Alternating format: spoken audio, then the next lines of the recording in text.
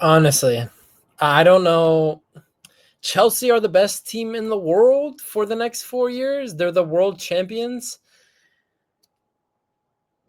Crazy. Crazy. I mean, I need to be honest. I thought PSG were going to steamroll Chelsea.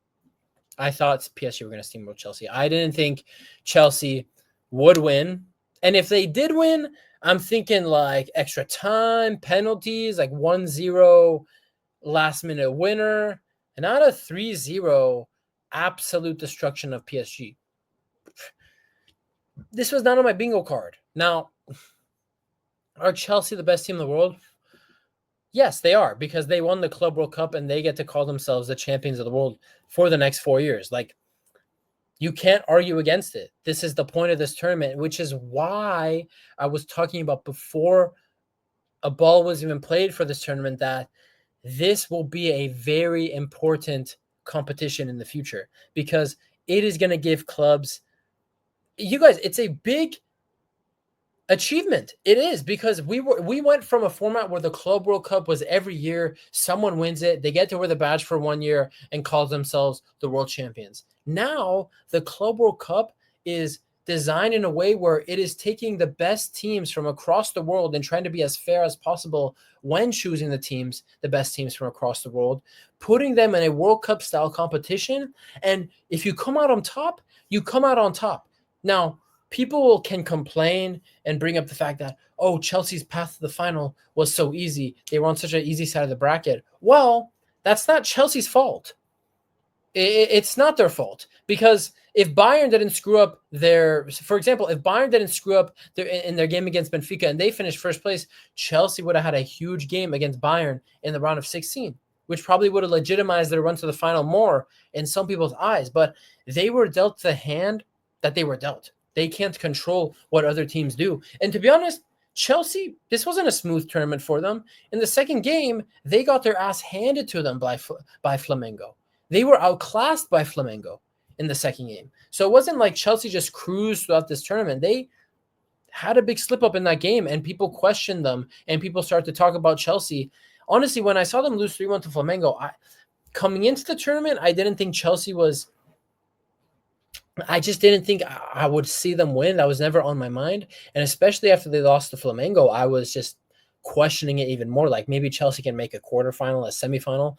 I didn't think they can make the final, and let alone win 3-0 against one of the new treble-winning teams in PSG that I think a lot of people, I mean, you're seeing right here on football below my face, 60% of people were choosing PSG to win in this tie. And usually it was probably more than that. After the game, people go and vote for the team that already won. Like, it matters, like, to prove I don't know what. So this number was probably higher, like 65, 70% of people probably thought PSG would win. So Chelsea win 3-0. They beat the treble-winning team. These guys get to call themselves the world champions for 4 years. Are they the best team in the world? According to the Club World Cup, yes. Now, will people be calling Chelsea the best team in the world after the next Champions League, after whoever wins the Champions League? No. I mean, I think the only people that will be saying, oh, we're actually the best team in the world are Chelsea fans. I think it's a nice bragging right to have. Now, hold on. If Chelsea go into this next season and win the Champions League, they're the best team in the world. You can't even doubt that, right? I still think the Champions League is the best indicator of which team is the best team in the world, because it's every year. Things change after every season. Sure, Chelsea will be the Club World Cup champions for 4 years, but will Chelsea be the best? Will Chelsea be beating the best teams in the world 3-0 throughout those 4 years? No. Will Chelsea go on a downturn and not even make the Champions League in a couple seasons in the next 4 years? That's a possibility, given the trajectory of Chelsea as a club the last 6-8 years.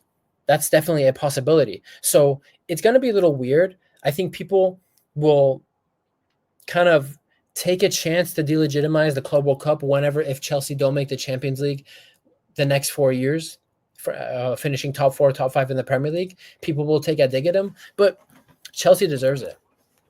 I mean, 3-0. Now, if I'm talking about the game, was this Chelsea being brilliant?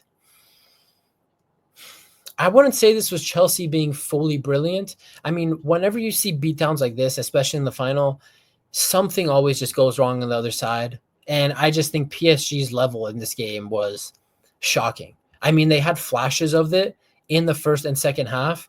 Before Chelsea even scored the first goal, Desiree Doué had a good opportunity. PSG had another. Like, there were opportunities for PSG to take the lead in this game before Palmer scored the first goal in the 22nd minute. But I just felt the level of PSG compared to the Real Madrid and Bayern games earlier in the knockout stages was just one or two levels below. Like, they just seemed off it. Now, was that because of their own doing? Yes. But Chelsea also caused them to play like that. And I think Chelsea, Maresca had to have watched that Bayern game with PSG, because I saw a lot of what Chelsea was doing was a lot of what Bayern was doing. And that was making the game physical with PSG. And I think if Bayern were to face PSG again, they would do the exact same thing Chelsea did here. This was a physical game for these PSG players. And I think you saw a guy like Vitinha. João Neves is he's a small but physical guy. He kind of reminds me of a Gavi, Fabian Ruiz. These are great. This is a great midfield three. But when it got physical, when it got tough, when bodies were flying towards the ball, things didn't look so pretty. Things weren't so smooth sailing for them.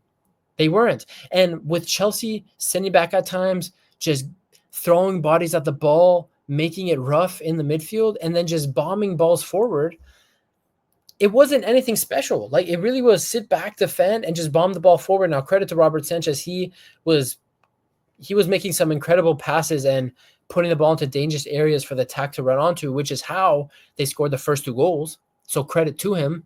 Or was it one of the first two goals? Or maybe it was the first two goals. I have to rewatch the highlights. But Chelsea executed. They made the game physical. They sat back and defended. And boom, 3-0. And you have to mention it. You have to mention, too, that this kid showed up right here. I don't know if you could see my cursor, but Cole Palmer. I mean, Cole Palmer shut down a lot of doubters. Now, I'm not hopping on the Cole Palmer hype train. I've been on the Cole Palmer hype train. I mean, I made a video about him at the beginning of the Premier League last season, talking about how I think he's top 5, top 10 in the world when he's at his absolute best. Like, the kid is great. And in finals, the finals record Cole Palmer has, Euros final, FA Cup, whatever, League Cup final, all the other finals he's played in, this final, 2 goals and an assist. Player of the tournament at the Club World Cup, he got the golden ball. Palmer is the star of this team. This is his team. Him and Reece James, I'd say, are the leaders now. It was also great to see Reece James back. And you guys, this midfield of Caicedo and Reece James worked very well. Now, I don't know tactically if this is what Chelsea need to go with every game. I think if they wanted the midfield to be defensively solid and in times where they need to sit back and counter, this might be the midfield two to go for, James and Caicedo in the midfield, because Malo Gusto can do a great job at right back. I've always rated Malo Gusto ever since he's been at Chelsea. I think he's kind of underrated, honestly, at this point. Chelsea have a team here now. Does Chelsea winning this tournament make them some sort of legendary team? No. I don't think people in 10 years will think back, remember that Club World Cup winning Chelsea team? They were great.